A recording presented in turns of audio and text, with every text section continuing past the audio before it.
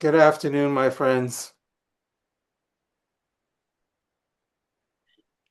I am having a difficult time finding words to express to you the joy and exhilaration that we are feeling on this side for the accomplishments that have been made recently, for the successful publishing of the website is very similar to a celebration that we will carry out, that we are carrying out, that would be reminiscent to you of your 4th of July, when you go outside and gather and watch the fireworks exploding over your head. And this is what has happened in the world of spirit.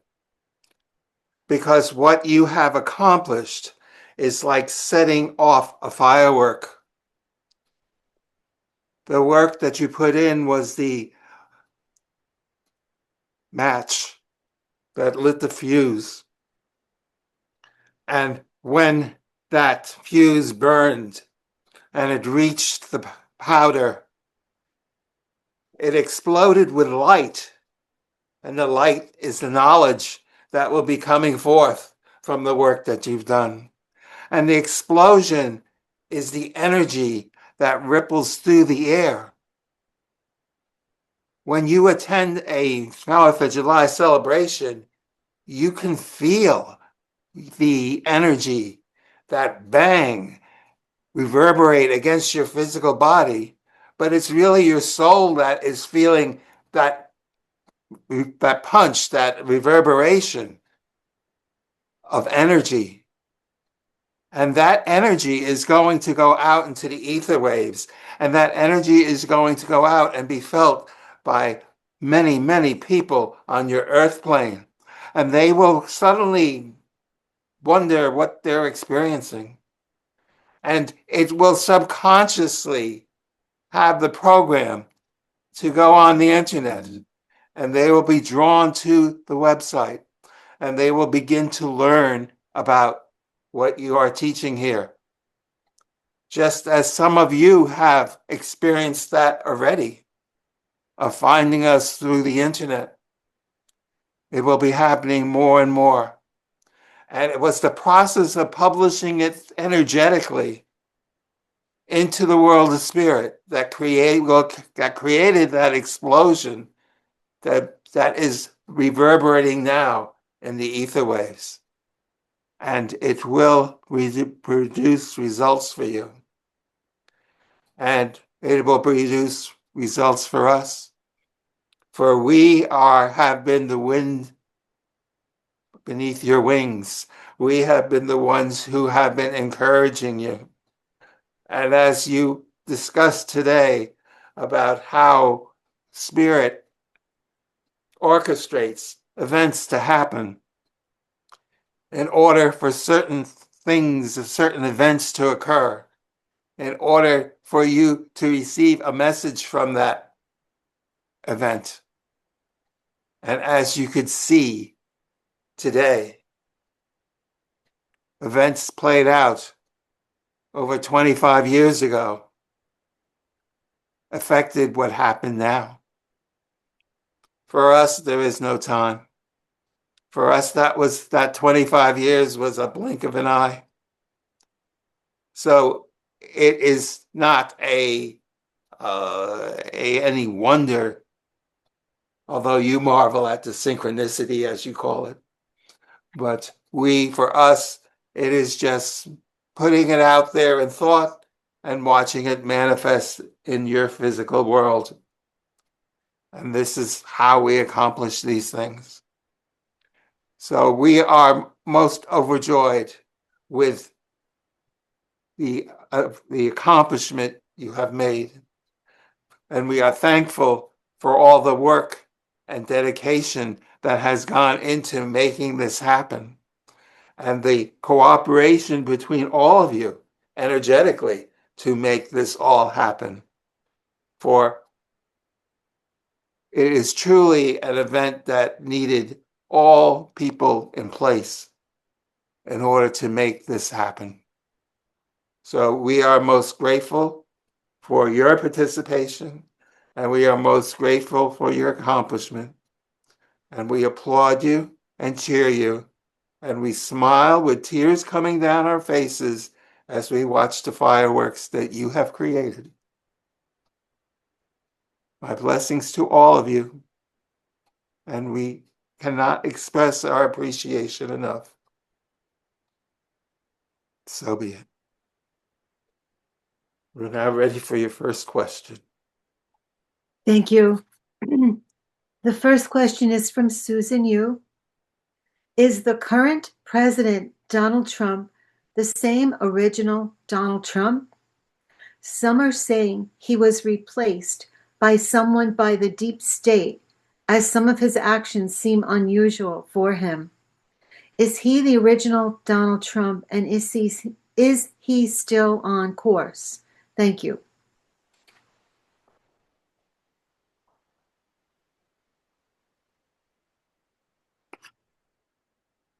It is the same Donald Trump. It is a little bit different than his first term, because when he so narrowly escaped with keeping his life, it caused certain changes within him.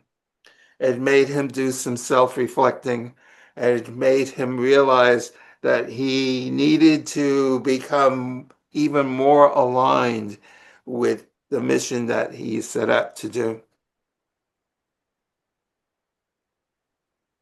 There are certain people on your planet who are called chess masters, and they can sit down and look at the game of chess, and within a minute or so, they know their next 20 moves because they can anticipate the move of their opponent, and they have a grand plan in their head in order to achieve the win of the game. Donald Trump is a master of chess, but not of chess of the game, but the chess of politics. He knows exactly how to play along. There are times that he deliberately is sending out misleading messages, making you think that he might have changed his mind or changed course, but he hasn't. It's a diversion process. It is a way to kind of trick people into doing exactly what he wants them to do, and his grand plan, in order to get his grand plan to come into place. So even though it seems like he is being secretive on certain subjects, he is doing that for a reason. And there is a perfectly good reason why he is doing it and why he's causing some misdirection in order to divert the deep state and to think and to trip them up. So do not be concerned. He is definitely on course, and he is definitely completing the mission that he has set out to do. He is working towards it, and he will complete it in time. Do you understand? Very good. Thank you. Next question is also from Susan Yu. I woke up with this question about, quote, the shadow. Does every person have a shadow side? Is it from is it from unresolved traumas, experiences, and programs? And how can it be transmuted? Through love? Thank you.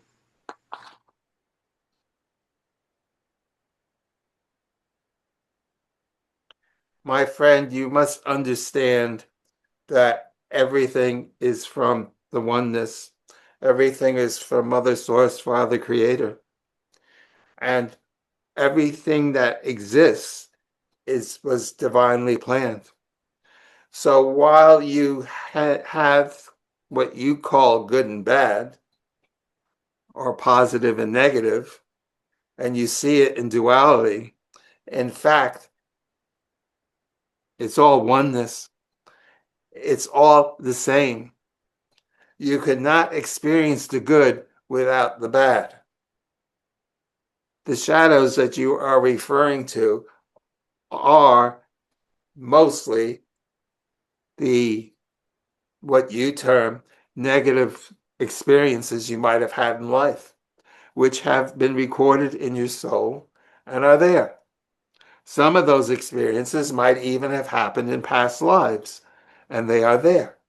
And therefore, they sometimes resurface and can affect you. You can experience them. It can cause you to focus on it a bit and to become aware of it and know that it is all there for a reason. In most cases, those negative experiences had to be experienced for you to gain the knowledge from them in order to evolve. So, if that is the case and you have achieved evolution from that experience, is that experience really negative? Perhaps not. Perhaps it was a positive experience, even though it was a bad one, that you would call it, but it served a good purpose. So, what you need to do is to look at those particular experiences and those feelings and try to understand where they come from and what you can learn from them. Because once you've gleaned the knowledge from them, those negative experiences have served their purpose and have brought you into one more step of evolution. It is something that is in the natural process. It is something of the balance of things in life. So, therefore, do not be concerned. However, if it is a very traumatic experience and is bringing you much pain and much suffering when you have these shadow experiences and they come up to the surface and they are disturbing you a lot, then you really need to examine them closely because then you need to figure out why it happened, what am I supposed to learn from it? Because once the learning takes place, it will balance out the negativity. You will have gained the positivity from the negative experience. Do you understand? Thank you. The next question is from Carol. Was the 8.8 earthquake off Russia's coast a direct energy weapon event or a natural event? Some say it was reported to be larger than it actually was. Thank you.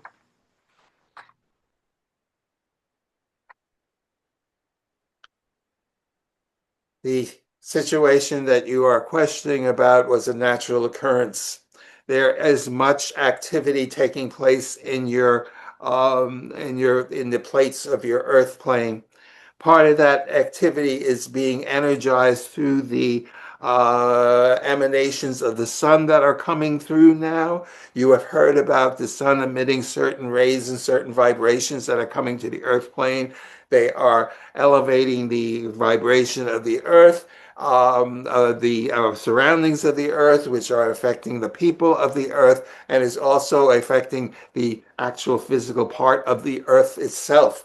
So therefore, it is energizing what has been prophesied as the earth changes. There'll be many earthquakes happening all around the world. The earthquakes will also produce tsunamis that will be happening.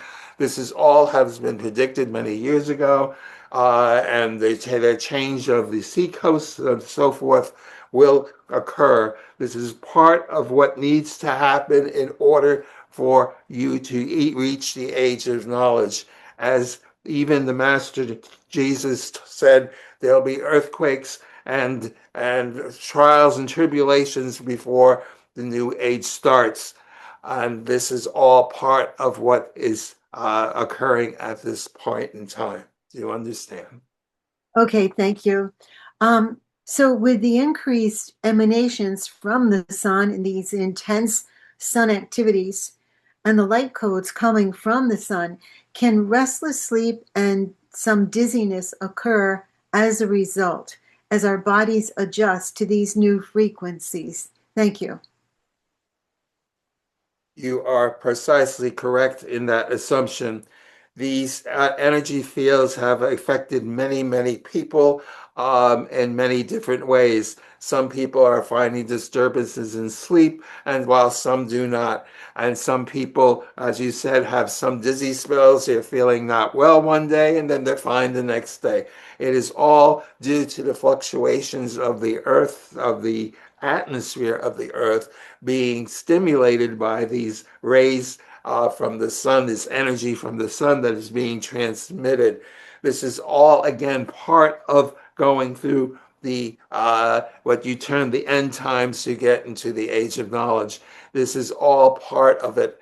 So you need to be very patient with yourselves as far as your physical reactions. For some of you have experienced sleepless nights, and then the next day being totally in a brain fog for most of the day, and then the next day you're okay. It's all how your particular body adjusts. It's all because each physical person is vibrating on a different frequency. So therefore, when the frequencies hit one person, that person will be affected in a certain way, while the next person will be affected a different way because the two people are on different frequencies. So therefore, when their frequency gets adjusted by the frequencies from the sun, it's going to react differently because they're going to end up at a different wavelength again. So just be patient with yourself. Understand that these are part of the changes that are happening, and this is a natural occurrence. Do not be alarmed and just roll with it. And if you do not feel so well the next day, take it easy that day, and the next, probably in a day or two, you'll be feeling fine again. It's all part of it. I know it seems very much like some people who go they take these grand trips on a cruise liner, and they're seasick all the time. It's this up and down and all is changing, and that it can be disconcerting. But we just ask you to be patient and to take it easy on the days you do not feel so well, and do what you need to accomplish on the days you do feel well. Do you understand? Thank you very much for clarifying that. The next question is from Luvera. There have been many conspiracies about the death of Jeffrey Epstein. Is it possible that he is still alive and his death was staged? Thank you.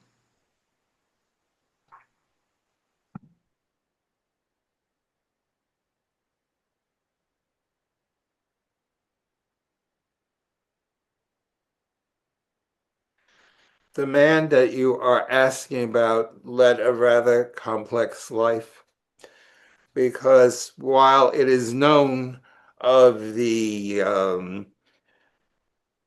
situations where he would have people engage in illicit activities with minors, that is very well known.